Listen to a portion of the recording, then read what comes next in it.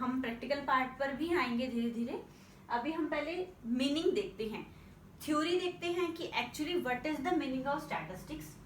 So let's get start. देखो statistics क्या होता है। स्टैटिस्टिक्स आपने कभी भी स्टैटिस्टिक्स के बारे में सुना होगा, दैट मीन्स डाटा कलेक्ट करना।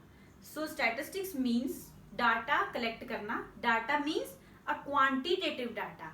हमारे पास टू टाइप्स के डाटा होते हैं, qualitative and quantitative.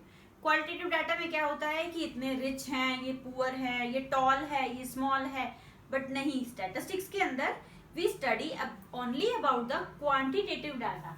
So come to the definition, statistics mean quantitative information or quantification of the facts and findings। statistics का मतलब होता है quantitative information, इंफॉर्मेशन को कलेक्ट करना एक क्वांटिटेटिव के अंदर, क्वांटिटी के अंदर, और quantification of the facts and findings, और जितने भी हमने फैक्ट को फाइंड किया है, जितना भी हमारे पास डाटा आ गया, उसका क्वांटिफिकेशन, एक निर्धारित डाटा होना चाहिए। ठीक है। सो बेसिकली स्टैटिस्टिक्स का मतलब क्या होता है कि हमें डाटा को कलेक्ट करना है, हमें क्वांटिटेटिव डाटा चाहिए, it should be a numerical form. ठीक है। और अब ये तो आपने देख लिया कि हमें डाटा चाहिए, बट इन द स्टैटिस्टिक्स हमें ये भी देखना होता है कि व्हाट इज द मेथड। अब ये नहीं कि आप कुछ भी डाटा जाके कलेक्ट कराओगे, इतनी गाय घूम रही है या इतने मतलब 2 एनिमल का इतने लेग हैं, एक क्लास है वहां पर 4 बच्चे बैठे हैं, 5 बच्चे, ऐसा कुछ नहीं। एक डाटा, क्या आपको डाटा कलेक्ट करना है, क्या उसका मेथड होगा, what it will be the technique, तो वो सब की स्टडी करना, वो सब क्या आता है हमारा स्टैटिस्टिक्स के अंदर। ठीक है। अभी हम और आगे डीप में जाएंगे। Now statistics it is of 2 type. अब 2 टाइप में स्टैटिस्टिक्स को एक्सप्लेन किया गया है, plural sense and singular sense. देखो प्लूरल सेंस के अंदर स्टैटिस्टिक्स क्या होता है, in the plural sense statistics are the numerical statement. मतलब हमें वो डाटा कलेक्ट करना जो इन टर्म ऑफ नंबर, जो नंबर के टर्म में डाटा हो, that we should be collect, तो वो आता है प्लूरल सेंस में। तो आपको लर्न करने के लिए सिर्फ एक नंबर वर्ड याद रखना पड़ेगा कि नंबर की फॉर्म में डाटा को कलेक्ट करना, वो आएगा प्लूरल सेंस के अंदर सॉरी। एंड सिंगुलर सेंस के अंदर क्या आएगा कि जो डाटा आपने कलेक्ट किया है, उस डाटा को हम कैसे कलेक्ट करेंगे, उसका क्या मेथड होगा, क्या उसकी टेक्निक होगी, कैसे हम डाटा को कलेक्ट करेंगे, क्लासिफाई करेंगे, प्रेजेंट करेंगे, ये सब चीजें आएंगी, वो होता है हमारा सिंगुलर सेंस की definition. Now let's come to the main definition. Statistics are numerical statement. Plural sense के अकॉर्डिंग बता रही हूं मैं। स्टैटिस्टिक्स एक न्यूमेरिकल स्टेटमेंट ऑफ फैक्ट होता है। जो भी हम डाटा कलेक्ट करेंगे, it should be a numerical statement in any department of inquiry. देखो, और जो डाटा है ये नहीं आप ऐसे ही कोई भी डाटा कलेक्ट कर लोगे, वो प्रॉपर इंक्वायरी होना चाहिए, एक्यूरेट डाटा होना चाहिए, placed in relation to each other, और आपस में एक दूसरे का रिलेशन होना चाहिए। फॉर एग्जाम्पल आपने डाटा कलेक्ट किया है कि क्लास 12th में 80 स्टूडेंट्स हैं, क्लास 11th में 70 स्टूडेंट्स हैं। ठीक है। अब ये आपने क्लास 10th में भी 70 स्टूडेंट्स हैं। अब इसमें से आपने क्या कलेक्ट किया, इन दोनों का कंपैरिजन किया कि क्लास 80 में 40% बच्चे जो हैं वो किसके हैं, साइंस साइड के हैं, और इसमें 30% बच्चे साइंस साइड के हैं। तो ये क्या है, आपने डाटा कलेक्ट कर लिया, डाटा कलेक्ट करके आपने कंपैरिजन भी किया। जहां पर भी हम किसी का रिलेशन आपस में बनाते हैं, कोई 2 डाटा का या कंपेयर करते हैं, वो सब क्या होता है हमारा एक स्टैटिस्टिक्स बन जाता है। ठीक है। रॉ डाटा हमारे पास बहुत सारा होता है। जैसे मान लो आपने कलेक्ट कर लिया कि एक घर में 5 लोग हैं, फिर 6 लोग हैं, फिर आपने कुछ भी देख लिया और छोड़ के 3 है, फिर 7 है, ये सब डाटा तो हमारे पास कलेक्ट हो गया, बट इसको हम स्टैटिस्टिक्स नहीं कहेंगे। क्यों नहीं कहेंगे, क्योंकि इसकी कोई सेंस नहीं बन रही, ये एक रॉ डाटा होता है। इसलिए अब देखो, एक आपके पास नोट है, ऑल स्टैटिस्टिक्स आर डाटा। जितने भी स्टैटिस्टिक्स होते हैं उसको हम डाटा बोलते हैं, डाटा होता है, but all data are not statistics. लेकिन जितने भी डाटा हैं वो स्टैटिस्टिक्स नहीं हो सकते। कैसे, अब ये मैं आपको बताती हूँ। देखो, this is very important point. See, जैसे आपके अभी इन्होंने क्या कहा है, ऑल स्टैटिस्टिक्स आर डाटा। अब स्टैटिस्टिक्स क्या होता है, आपने पढ़ा यहाँ पर स्टैटिस्टिक्स का मतलब होता है क्वांटिटेटिव इंफॉर्मेशन और quantification of the facts and findings, जैसे कि पॉपुलेशन के बारे में, हमारी कंट्री की ये पॉपुलेशन है, और ट्रेड के बारे में कितना ट्रेड हो रहा है, अनएम्प्लॉयमेंट के बारे में, मतलब पूरा का पूरा जो हमें डाटा मिल रहा है कलेक्ट करके, ठीक है, हमने उसको इजीली मैनेज किया है। क्या पॉपुलेशन है, कितना सेंसेक्स जा रहा है, ठीक है, बर्थ रेट क्या है, पर कैपिटा इनकम क्या है, ये सब हमने डाटा को कलेक्ट करके एक प्रेजेंट किया है, उसको ऑर्गेनाइज किया है, ठीक है ना। तो वो सब क्या होता है, अब जैसे मान लो आपके पास आ गया कि पर कैपिटा इनकम है, मान लो 4000 पर पर्सन, इन्होंने बोल दी कि पर कैपिटा इनकम है, ठीक है, या फिर हमारी कंट्री की जीडीपी कितनी है वो सब बता दी, तो ये है तो न्यूमेरिकल फॉर्म में, ठीक है।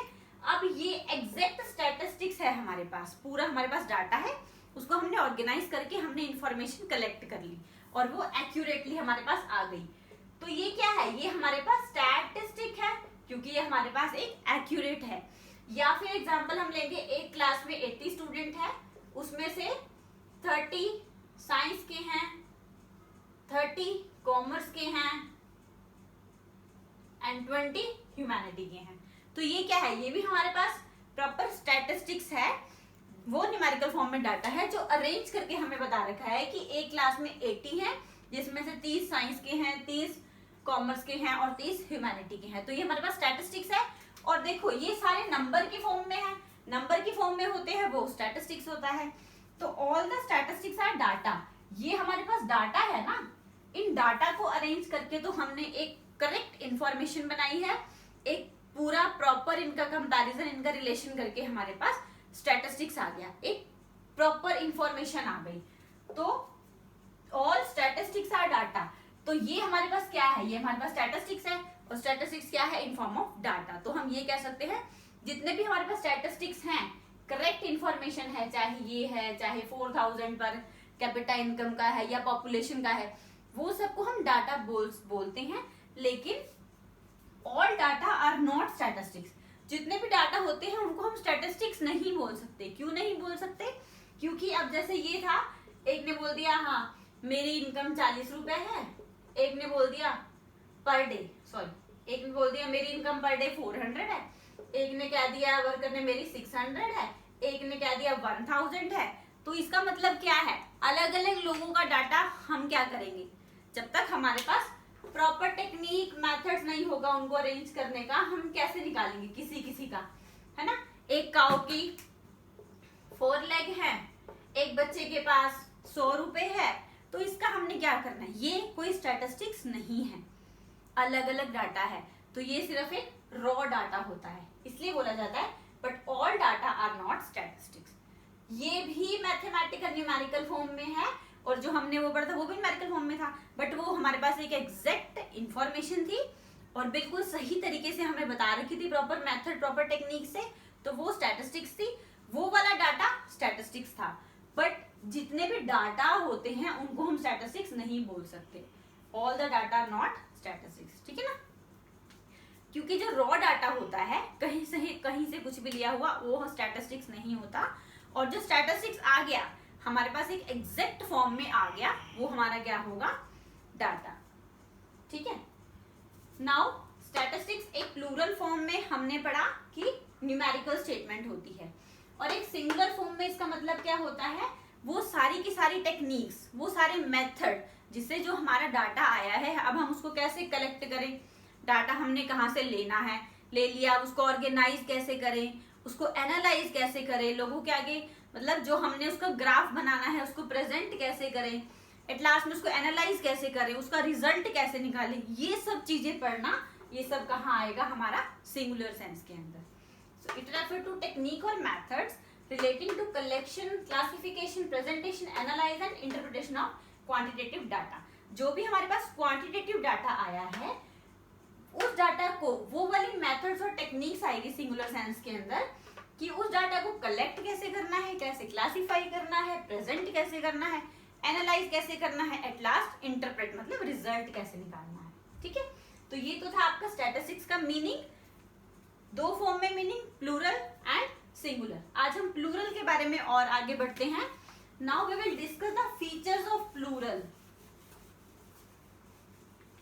Plural sense of statistics data के फीचर्स क्या क्या होते हैं, देखो।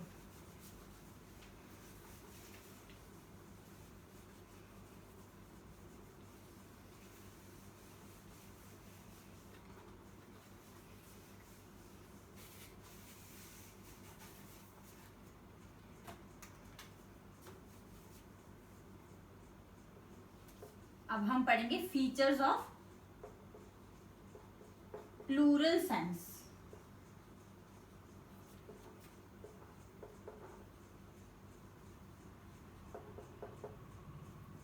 ये आपके एग्जाम के लिए इंपॉर्टेंट है। स्टैटिस्टिक्स की जो आपकी थ्योरी पार्ट है ये मोस्ट इंपॉर्टेंट है। नाउ अब आपको फीचर्स पढ़ने हैं प्लूरल सेंस के बारे में। फर्स्ट नंबर पे आता है आपका एग्रीगेट ऑफ फैक्ट्स।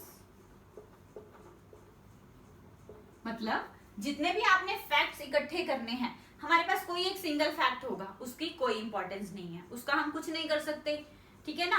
जब तक हमारे पास एग्रीगेट ऑफ फैक्ट्स नहीं होंगे, मतलब बहुत सारे फैक्ट्स नहीं होंगे, बहुत सारा डाटा नहीं होगा, तब तक हम किसी भी चीज को कंपेयर नहीं कर सकते, किसी भी चीज का रिजल्ट नहीं निकाल सकते। So aggregate of fact is most important, कि हमारे पास ज्यादा से ज्यादा डाटा होना चाहिए ताकि हम उसको स्टैटिस्टिक्स की फॉर्म में कन्वर्ट कर सकें। Now second, numerically expressed.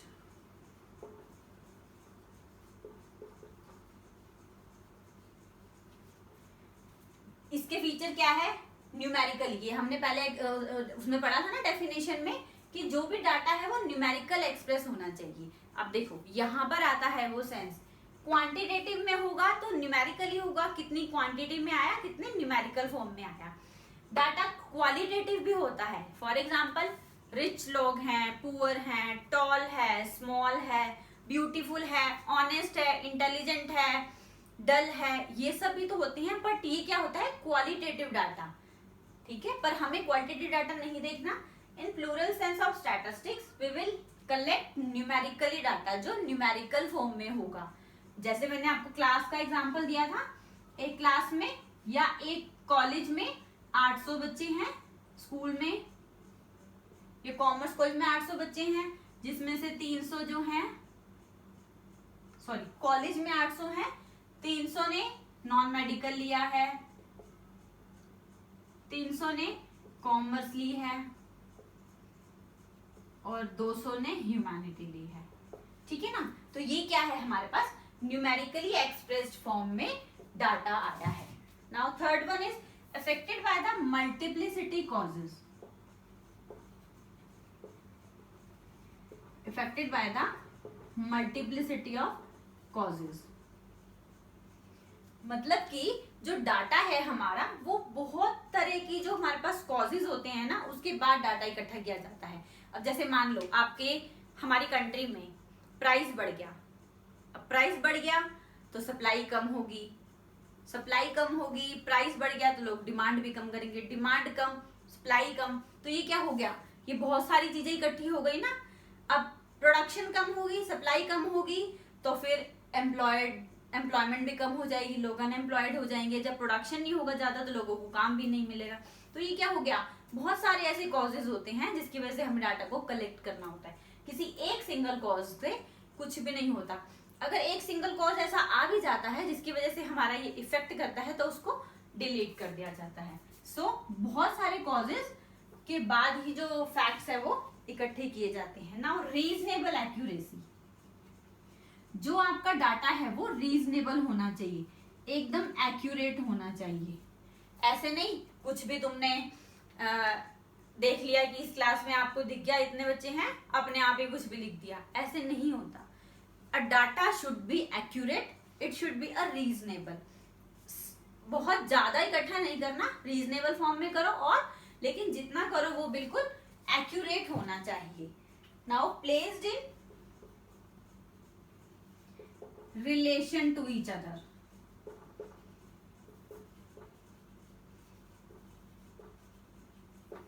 It means किसी एक का किसी के साथ रिलेशन होना चाहिए।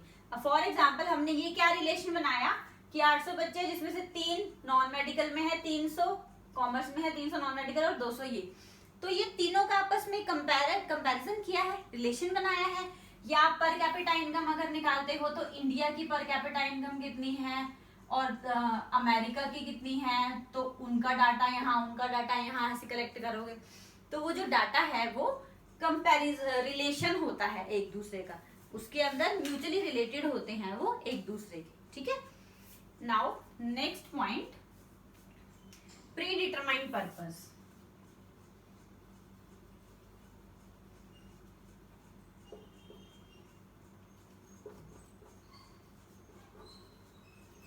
जो हमारा डाटा है वो प्री डिटरमाइंड होना चाहिए। हमने क्या डाटा कलेक्ट करना है वो हमें पहले से पता होना चाहिए। ये नहीं कि हम कॉपी पेन उठाए, गवर्नमेंट ने बोला जाओ ये डाटा कलेक्ट करके आओ, कौन से एरिया में जाना है, किसका डाटा कलेक्ट करना है, हमें सब कुछ पता होना चाहिए। It should B pre planned, तो पहले से उसका पर्पस क्लियर होना चाहिए। ओके, सो प्री डिटरमाइंड मतलब पहले से उसका पर्पस क्लियर होना चाहिए। Now collected in the systematic manner.